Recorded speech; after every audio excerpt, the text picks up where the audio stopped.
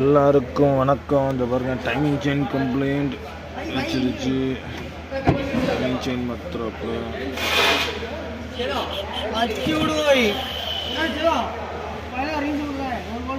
Timing chain work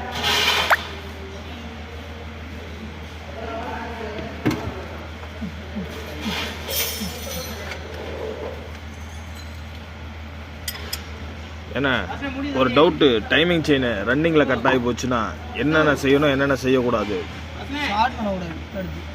அப்படியே சத்தம் போடாமல் வண்டி நிப்பாட்டினா வண்டி ஸ்டார்ட் பண்ணவே கூடாது. இல்லைன்னா செலவு ஓவராக இழுத்து விட்டுரும். ஓ, இன்ஜின் பெரிய விலையை வச்சிடும்.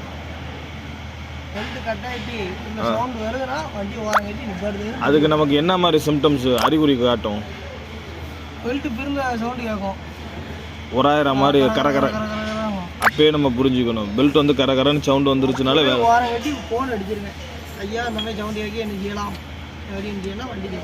ஓ, இல்லைன்னா நமக்கு செலவு அதிகமாக வச்சிரும்.